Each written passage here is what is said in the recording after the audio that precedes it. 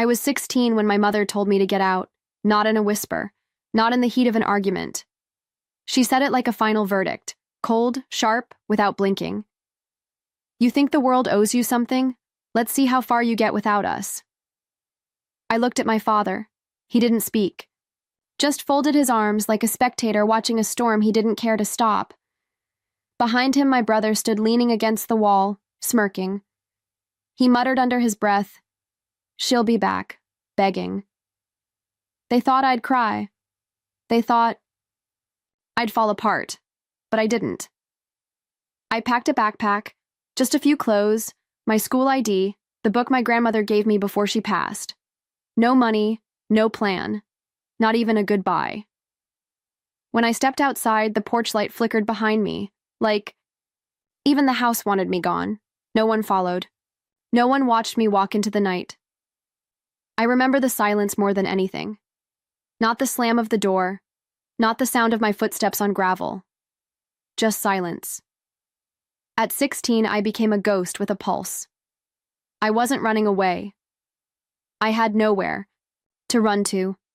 But something inside me, something stubborn, kept whispering, "Don't you dare prove them right."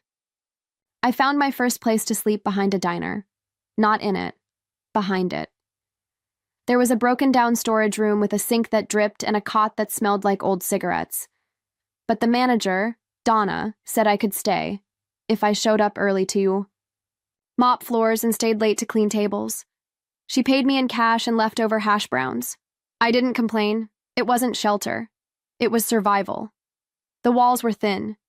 I could hear people laughing inside, eating pie, sipping coffee like they were in some other world. A world that didn't forget birthdays. A world that didn't send 16-year-olds out with nothing. I kept my things in a garbage bag tucked behind the mop bucket. School became optional. No one noticed when I stopped going. No texts, no messages. Nothing from the people who raised me. Then, one day, I wiped down a counter while the TV in the corner played the evening news. A name caught my ear. My uncle. Dead. Stroke. I froze. I waited. I thought maybe someone, anyone, would call. But the only thing that rang was the bell on the diner door. That night, I sat on the edge of the cot with a paper napkin and wrote my name in shaky letters, over and over, just to remind myself I was still real, because by then I understood something. Cruel. You don't have to die to be forgotten. You just have to be inconvenient. People looked right through me. At the diner, I was just that girl with the mop. At the corner store, I was the one who always counts change twice. To the world, I was background noise. One night, I scraped my hand on a broken glass behind the bar counter. Didn't flinch. Didn't bleed much. The next morning, I wrapped the wound in an old dish towel and kept scrubbing, until someone noticed. Her name was Ms. Baird. She taught literature at the local high school. Came in every Friday, ordered black coffee and blueberry pie. She watched me for a long time before she said it. "You don't belong here." I didn't answer. Next time she came in, she left a business card on the counter. Counseling services, a school contact, shelter referrals, but I never called, because I'd already learned the first rule of surviving abandonment. Don't expect rescue. Don't expect second chances. When I passed out behind the dumpster 2 weeks later, I thought maybe that was it. My body gave up before I did. I woke up under flickering lights in the back of an ambulance. A paramedic said I was severely dehydrated. She handed me a granola bar and a juice box like I was 5, and even then, I didn't cry. I didn't beg. I asked if I could go back to work the next day, because I didn't want help.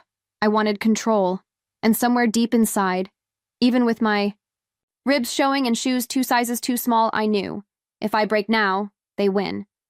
The hospital didn't keep me long. No insurance, no guardian, no reason to stay. They discharged me with gauze, a paper wristband, and a plastic bag of crackers. I walked back to the diner with a limp and a fever. Donna said I looked like death. I told her, not yet. That night, someone left a card at the front register. A woman. Said her name was May. Nobody knew her. No one remembered what she looked like. But the card was thick, not cheap, ivory white, edges gold-pressed, just an address. and one handwritten line, "Come if you want more than surviving." I shoved it in my pocket and forgot about it for 3 days. Then Donna handed me my pay, half of what I expected. She said business was slow. I nodded, like that wasn't the last straw. Like I hadn't just eaten ketchup on crackers for dinner. That night, I stood under a flickering street lamp and pulled out the card. Read it again, turned it over. No number, no name, just that line. I took a bus I couldn't afford across town. Got off 2 stops too early because I panicked. Walked the rest. The building was gray stone, clean, quiet. The brass plate read, "The Rowan Foundation." I almost turned around, but something inside me, a voice I hadn't heard in years, whispered, "Let this be the moment everything changes." So, I walked through the front door, not to be saved, not to be held, but because I was done surviving alone. The Rowan Foundation didn't look like a place that changed lives. No bright lights, no miracles, just warm coffee, clean floors, and silence that didn't feel empty. May met me in the lobby. She looked nothing like I imagined. Gray hair pulled back, cardigan too big, eyes sharp enough to slice glass. "You don't owe me a story," she said. "Just don't lie when you speak." She led me down a narrow hallway. At the end of it was the wall. Framed portraits, dozens. All women, all ages. Some in graduation robes, some holding children, some in business suits with steel in their eyes. May nodded toward them. "These are the girls who came in like you." I stared at them longer than I should have. Not because they were smiling, but because every one of them looked like they'd survived something they never should have had to. She gave me a small room upstairs. A real bed, a desk, a window with no bars. That night, I showered for the first time in weeks. Hot water. Real. Soap. I sat on the bed and looked at my hands. They weren't shaking anymore. Over the next few weeks, I worked in the kitchen, swept halls, sorted donations. May handed me a GED prep booklet and said, "You're not staying long-term. You're moving forward." For the first time in years, I had a calendar. Deadlines, classes, a future. No one knew where I was. No one came looking, and that was fine, because I was no longer invisible. I was on a wall. Not yet, but someday, and I swore when I got there. I'd take the next forgotten girl with me. It had been 9 years since I stepped out of that house. 9 years since anyone in my family said my name, or so I thought. The email came on a rainy Tuesday. Subject line, Estate of Virginia Harper, legal notice.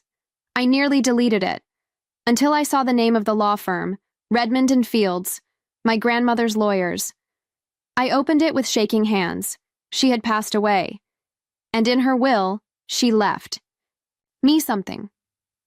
But there was a catch. Inheritance to be discussed in person, with all named parties present. It didn't make sense. I hadn't spoken to my grandmother in years. After they kicked me out, they cut me off from her too. Back then, I'd tried to call. She never answered. I thought maybe she believed their lies, that I'd run away, that I didn't care. But now she was reaching out from the grave. And my name, Julia Harper, was still written in her final words. I called May, told her I didn't know what to do. She just said, "If they thought you disappeared, let them see who you became." That night, I booked a flight back home, used the last of my savings, didn't hesitate, because something deeper than grief was calling me, not just for closure, not just for revenge, but because my absence wasn't silence. It was preparation, and I had a feeling they were going to regret thinking I was gone. The law office smelled like polished wood and old money. Same firm that handled every Harper estate for generations. Same room where my parents signed the trust documents when I was born. Now, I was walking in through the front, not carried in someone's arms. I wore a plain black dress, hair tied back, nothing expensive, nothing loud. But I walked like someone who didn't need permission to be there. The receptionist looked up, froze. "They're already in the conference room," she whispered like she was afraid to say it out loud. I opened the door myself, and there they were, my father, my mother, my brother, arms slung over the back of a leather chair like he owned the place. My mother's jaw tightened like she'd bitten into something sour. My brother actually laughed. "Oh, look who showed up," he said, smirking. "Thought you were still mopping floors." I didn't answer. Didn't sit. The lawyer entered a beat later, briefcase in hand, and said one word that made the air shift. "Julia." My father blinked. My mother tried to interject. "There's clearly a mistake. She hasn't been involved in this family. For a decade." The lawyer cut her off. "She was never removed from the will. Virginia Harper made that clear." Silence. Then he began reading. Not just the numbers and property lines, but the statement. My grandmother's statement. Typed, signed, notarized. She was cast out, but she endured. And that strength deserves more than this family ever gave her. Then, the blow, the house, the land, the remaining assets. All to me, not split, not shared, mine. My mother stood so fast her chair screeched. "This is outrageous." I finally sat down, folded my hands, looked her in the eye, then sue her ghost. The key turned like it remembered me. The Harper estate was colder than I recalled. The curtains were drawn, the floors too clean, like someone had tried to erase a history they never lived. But this place, it wasn't theirs anymore. I moved through the rooms like I was walking through a dream I'd once lived in. The grand piano, the crystal vase, the family portraits, carefully rearranged to hide what they chose to forget. Upstairs in the smallest guest bedroom, I found her things. My grandmother's scent still clung to the shawl draped over the armchair. On her dresser sat a stack of books, yellowed at the corners, spines cracked, and next to them, a chipped porcelain teacup. I knew that cup. I was 8 when I gave it to her, bought it with saved-up lunch money from the school vending fundraiser. It was white, with faded pink roses, and a handle too dainty for her hands. She used it anyway. Every Sunday, she'd sit on the porch and sip chamomile from that cup like it was fine china. She always said, "Doesn't matter how it looks, it matters who it came from." And there it was, still here, cracked, stained, but not discarded. Beside it, tucked in a drawer, was her journal. She'd written about me. They lied to her, then they erased her. But I see her.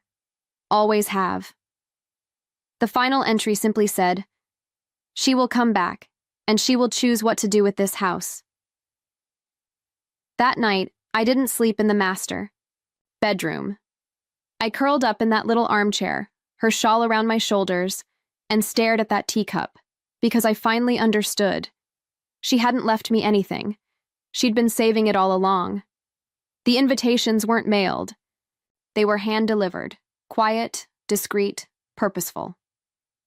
Julia planned the event with precision. No fanfare, no press release, just a soft announcement posted on a local shelter's bulletin board and a few whispered phone calls to people who'd once lived where she had. On the day of the celebration, the Harper estate looked different. The iron gate stood open. The front steps were swept, not grand. Tables lined the lawn, simple food, lemonade, name tags for girls no one used to call by name. Julia stood at the front door greeting each guest, not as a host, but as one of them. They came in waves, young women with tired eyes and strong shoulders, social workers, donors, mentors. There was no champagne toast, no string quartet, just laughter where silence used to live. Halfway through, a silver car parked across the street. Her mother stepped out first, flanked by her father and brother. They didn't approach. They watched. Her mother's lips parted, as if she'd expected red carpets and remorse. Instead, she saw folding chairs and foster girls painting. Murals on the garage wall. Her brother tried to walk up the driveway. A volunteer stopped him with a clipboard and a smile that didn't budge. Guest list only. Julia didn't even glance their way. She was busy helping a girl adjust her graduation cap for a photo. By the time the local news van arrived, Julia was handing over the deed, formally transferring ownership of the Harper estate to the Rowan Foundation's newest project, a transitional home for girls aging out of foster care. "We call it the May House," she said into the camera. "Built from rejection, held together by women who weren't supposed to survive." And from across the street, her family stood frozen, uninvited guests at a legacy they once owned, now watching it bloom without them. It was left there like a quiet apology. No knock, no note on the door, just a suitcase, old brown leather scuffed at the corners, resting against the white column of the Harper Estates porch.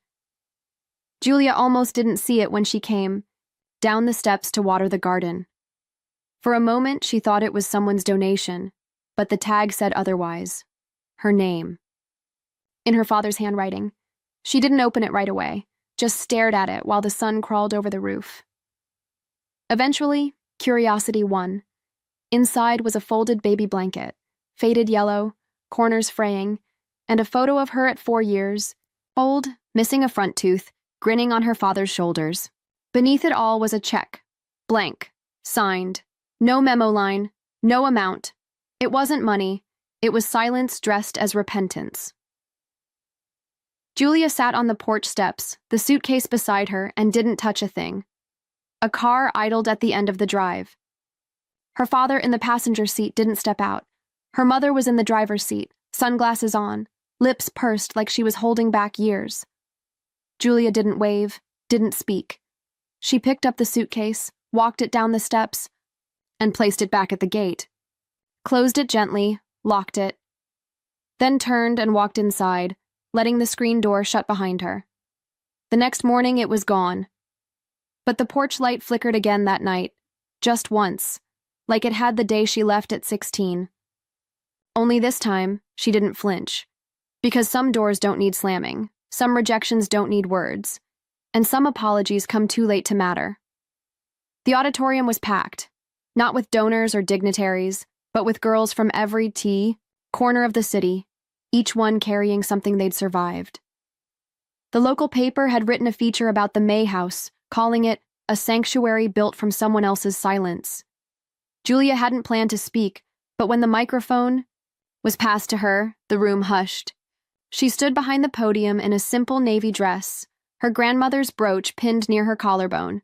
No cue cards, no prepared remarks, just truth. "They said I'd fail," she began. "They told me I'd crawl back. But here's what failure looks like." She gestured behind her, toward a slideshow of new graduates, smiling kids, job offers, keys to apartments. Failure looks like 26 girls who now have their own beds. It looks like a shelter that became a home. It looks like community.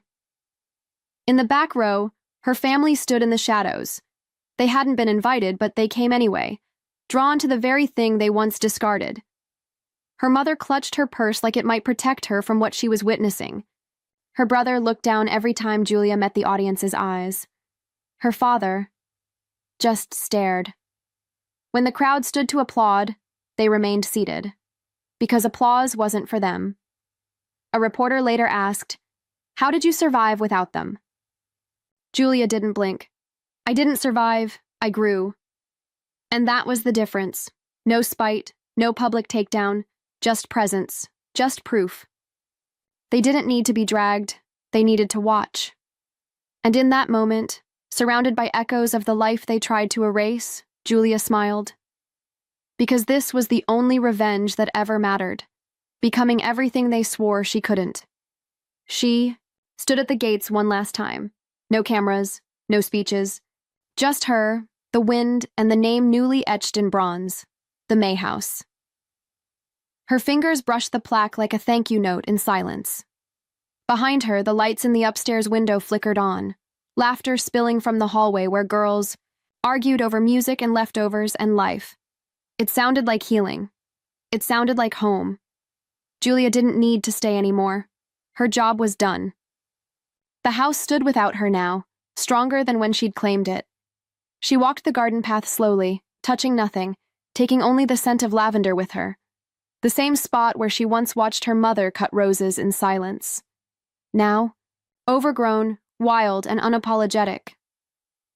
Her cab pulled up to the curb. She placed a single suitcase in the trunk, lighter than the one they'd left her. heavier than anything she'd carried before. As the car pulled away, she looked out the window, not at the estate, but at the small brass mailbox that once held nothing but bills and silence. Now it held letters, applications, second chances. The voiceover came soft, steady, final. They said I'd fail, that I was ungrateful, directionless, nothing without them.